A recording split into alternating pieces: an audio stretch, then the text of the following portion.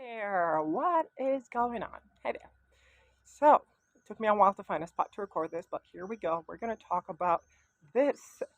Um, did you have a lot of relationships with young girls or teenage girls when you were growing up? And that's a pretty good question. Tell me what you have. Did you have like cousins, friends from school that you were close to? I'm kind of realizing that in many cases, young boys prefer to hang out with young boys, and young girls prefer to hang out with young girls. And then with time, maybe you have some exceptions with some girls who like, some boy stuff, and some boys who like some girl stuff, and some people who like people stuff. It's the way it goes. But I'm realizing that I never really had the chance to mingle with women when I was growing up. And that actually pisses me off. Why did that happen? So I grew up in Kuwait for the majority of my childhood, and I had my best friend, my cousin. She is my age, and she was my go-to friend whenever we have family gatherings. Now, we used to make like mud cakes, we used to hang out, go discover like attics and basements and all the cool interesting things that you could think of. Now, one day me and my cousin were hanging out and in a family gathering scenario, and there our parents, my mom, her father, who are siblings, brothers and sisters, and they started bringing up, you need to prepare because this is going to be your future wife. And I'm like, no, can't be. So eventually, I started telling myself that this has to be because I like this person. And because I like this person, there is no evading that this is going to be my wife and I have to marry my cousin. Keep in mind, this is very common in Arabia, in the Middle East. And my parents are actually somewhat related. My mom and my dad have the same family name. They're not like cousins, they're like four, fifth branch something in the family tree, which is still problematic because it could have led to a lot of problems. And I would like to tell my parents next time I don't want to see them. If I do see them, if they ask me like why and who did this, I'd be like, you did this, you caused this, you married one of your family members, and now I'm trans because of it. And I just want to see them like suffer because of their dumb choices. I'm evil, aren't I? Anyway, fast forward. So my cousin stopped hanging out with me because our parents told us that we cannot hang out. And that made me very sad because it's my only friend that I actually like. Um, Besides this friend, I had a friend from kindergarten who was a girl, and I also had a very close friend from kindergarten who was a boy. I could not hang out with a girl outside of kindergarten, so I could only hang out with a boy.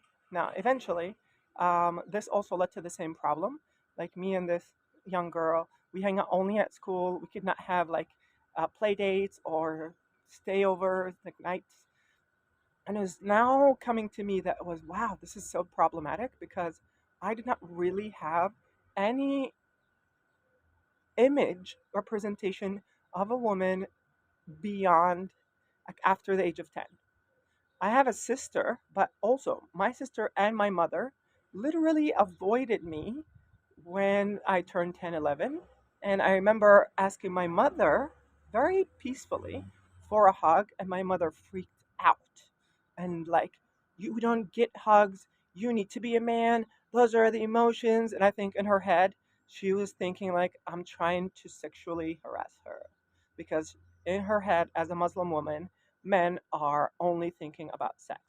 And this is where I have some traumas also with my mother, who wouldn't even touch or hug me. I would not say it caused me to be feminine or a trans person. I think it's kind of the opposite. I was already feminine, and that caused them to push me away because they wanted to masculinize me. And I saw problems with this because they knew I was soft. They knew, all of them knew. And I even got called names for it. Funny thing, I got called in middle school, which was a very, very bad time. I used to get like physically, sexually harassed on the daily. I remember I had 1 year, this guy every single day in my class would come and ask me to grab his genitals. And then he would grab my ass. He would grab whatever, and he's kind of start touching things is like, come on, come on, come on.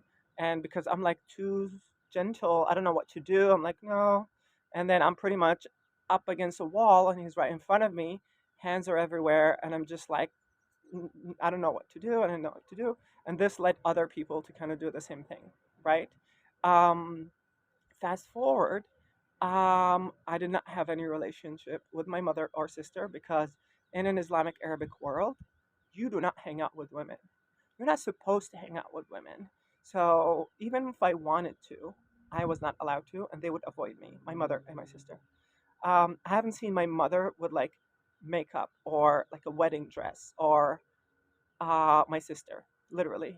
And I know they go to weddings and usually they hide or they make us go to a room so that they leave the room so we cannot see them, me and my brothers. And now I'm thinking about it like, wow, like you really are scared of me to look at you with makeup and a pretty dress because you think we are just this sexual predator animal that cannot be controlled. So this is kind of where a lot of fucked upness starts happening. And now I'm thinking like, what took me so long to realize like I'm feminine and so on? My problem was I grew up between a lot of boys and men, and I was the girl in the group, and that got me into trouble. Like the guy from middle school who for a year had been sexually harassing me, trying to have sex and have me suck things and grab things, and all I did is just kind of like, no, no, no. Besides this, I wanted nothing to do with femininity because I also got sexually assaulted, like deep into the problem, by someone else. And I think it just kind of pushed me to reject femininity all the way. And I hated when people thought I'm feminine or called me gay because I knew that that was dangerous. I should not be called gay because that would attract some people who would literally go do whatever they want with you because they know I'm not going to fight back. And I would not, you know, do anything to create a mess. Like I would not go tell my parents because I'll be scared of my parents who will beat me because of it. And that's true. I was really terrified of that. And when it did happen to me, like the SA scenario, I was hiding in my room, very, very afraid that my parents will find out. Like that was my only fear. What if they find out? What if they find out? What are they going to do to me? What are they going to do to me? They're going to kill me. Like I was just worried that after all the beating and the SA that I've had, I'm now having to deal with my parents who are going to beat me a little bit more and do a little bit extra because that's my fault. So I took that with me for a very long time. That's why I put this very masculine face figure. I mean, I tried. It didn't really work very well um, until like 3, 4 years ago.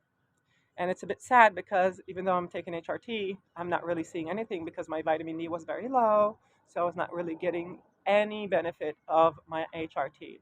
Isn't that messed up? That's very messed up. I don't like it. Um, but I'm starting realizing now, like when I went to the States, I had female friends, girls, and most of them also wanted something else. I just wanted friends, and I'm like, I really like women. And I keep telling people this I like women. And I kind of mix this with loving women because my idea was if I like you, then we need to date because I like you. Otherwise, I had some women friends who we had things in common, like we smoked weed together, or we went to the gym together, or they were into languages like I was. So that was kind of something in common. Besides this, I've had a bunch of women from college in Ohio come to my home, my apartment, my room, and lie down waiting for me to make a move. And I never make moves because, one, I thought you're my friend, and two, you're at my house. Be at home. You can literally be naked in front of me. And I would trust that you will be safe because I'm not a sexual predator. But eventually, I've had issues with girls because most of them actually wanted something. And I realized this really late. And with um, like 5 years after college, I lost all of them because now we're not in college. Now we cannot be anything. And our friendship pretty much ended because They found another boyfriend, and that's it. That kind of ended. I had some of my other classmates tell me like, "This girl likes you. This girl likes you." I'm like, "No way!" I'm like, and they're like, "Why do you think she hangs out with you all the time?" I'm like, "Because we're friends." Like, no, no. But eventually, I had my idea of women starting in university at university. Then I went to China. Then I'm in Spain, and here I'm started like opening up a little bit, but I'm still kind of lacking the identity of an Arabian woman because I'm an Arabian trans woman, and I do not know what an Arabian woman is. But here I am, still identifying as an Arabian trans woman, right? And this is kind of where I'm a bit confused, as in, I know myself, and even though I did not have contact with women, I still knew deep inside me that I cannot be a man because I've been with all types of men. I went to different countries because I wanted to find the type of man that I was. And from California all the way to China, all the way in between, I found that everyone is the same. Everyone's the same. So I realized that I'm the problem. I cannot go escaping from country to another trying to find the type of man that I am. Instead, I started realizing like I actually like to be the submissive, the bottom, and I'm done with dating. I'm done with women, and I'm just gonna go discover and find myself. And I remember this because I was naked in front of a mirror in Granada, and I was very sincere to myself, and I just told myself like who you are, who are you, what do you want. We are very sorry that we took this long to start asking you the question and looking for you. But now I promise you, me talking to myself, that I will spend all of my time and attention giving you what you desire and what you want and need. And this is how my non binary journey began. My non binary journey began as me telling myself it's okay if I want to have my ass be big and cute. It's okay if I want to bottom. It's okay if I want to have sex with men. It's okay if I don't date women. It's okay if people call me gay. And this kept going on and on. The transition from like masculine to non binary, which is androgynous, until very feminine, took me 2 years.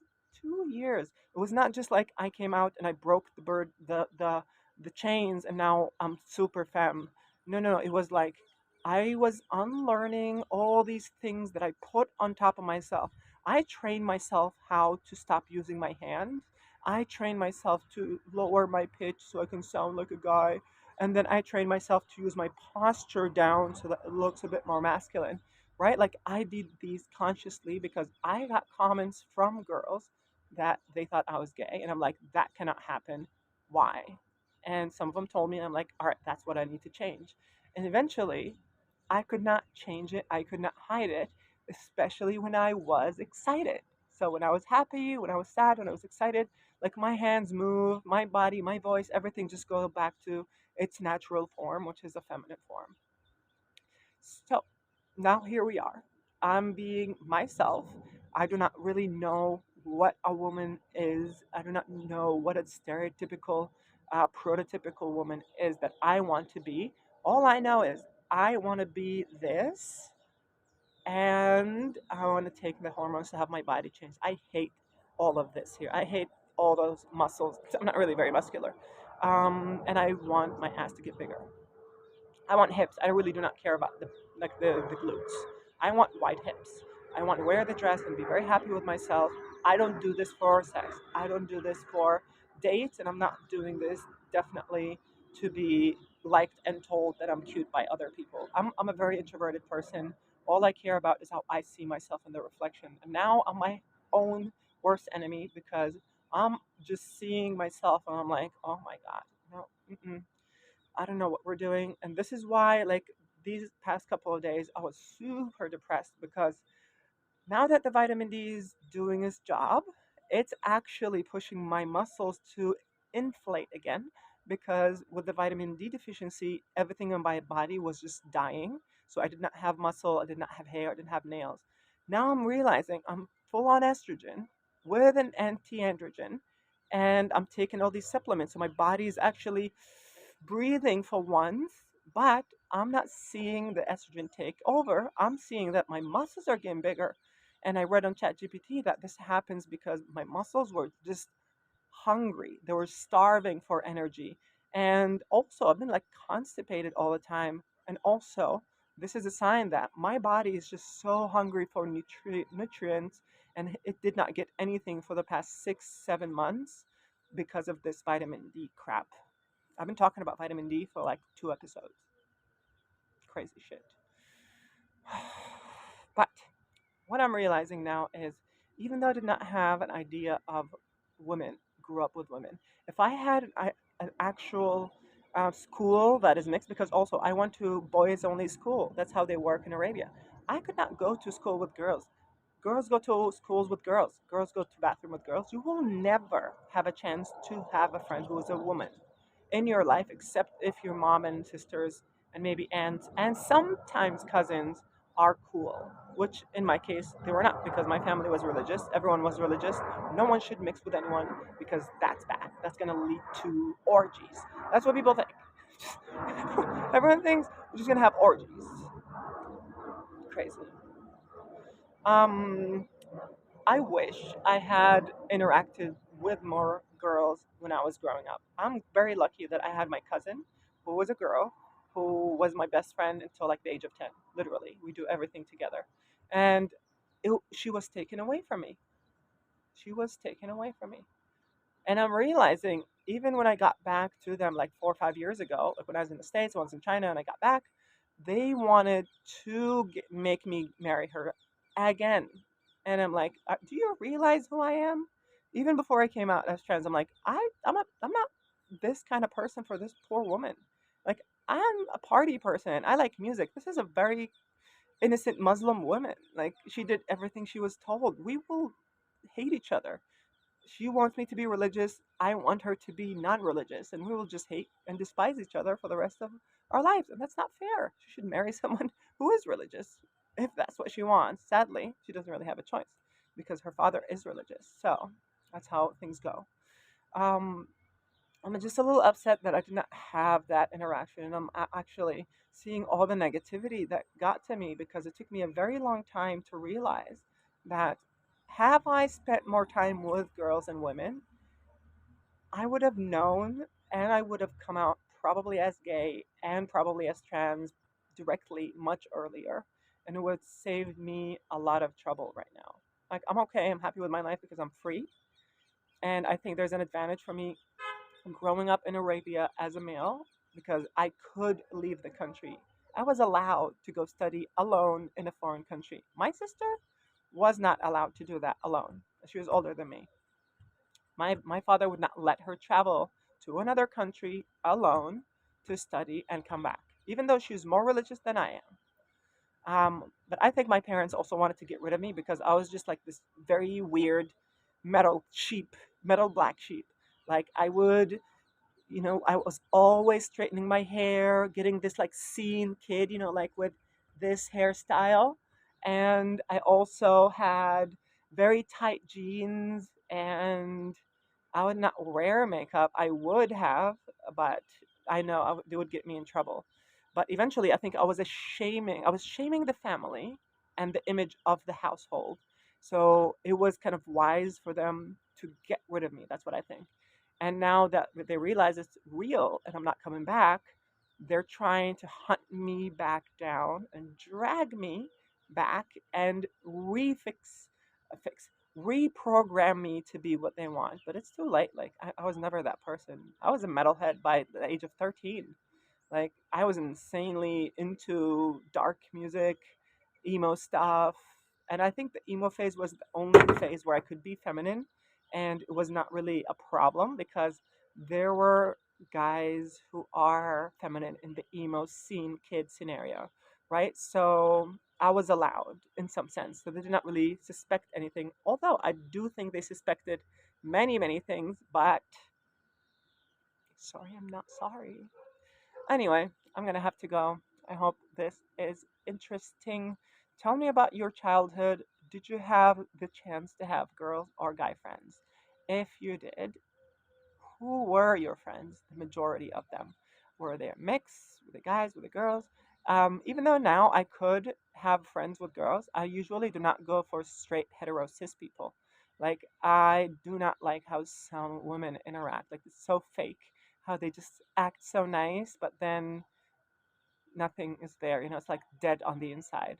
I do prefer queer people, queer women, hippie women. I love hippie women, bohemian women, anyone who's not like traditional, identifying with the culture. Like, I am an American woman, and American women do this, this, this. Like, I don't link with these people in general in any country, and I have them here in Spain, and this is the same thing. I'm like, good for you, but like, we're not gonna be together because every culture has a toxic behavior, and many people who identify with the culture would do these toxic behaviors because everyone in their culture who identifies like that does the same thing. So, for example, if you go to like in Spain, you have a lot of gossip, and you have a lot of like talking shit, and you have a lot of talking behind the back, and also you have a lot of these negative words that are used in kind of a positive way. Like, many people use the term hola feo, hola gordi, like hi ugly, hi fatty, and they use it like to hide this, yeah, like in joke into insult into like this gray area, and I hate it because I told someone I dated, and I'm like, you want to tell me I'm pretty? Tell me hi pretty. Don't tell me hi ugly and think, oh yeah, but it means pretty. Tell me hi pretty. Like, why do you want things to be so difficult? And I think they use it because there is like a little truth to it, but they don't want to be direct. So, like, it just happens. And then when they actually call you ugly, they're like, oh, I call you ugly all the time. Don't take it seriously now that we're fighting. And this is where they hide it as like a normal thing. And then when fights do happen and these words do come up, you cannot be upset about them because they've been calling you these all the time. And I hate this mentality. Psychology knows what this is, and I know about psychology a little bit, so I'm watching you. Anyway, I gotta go. See y'all later.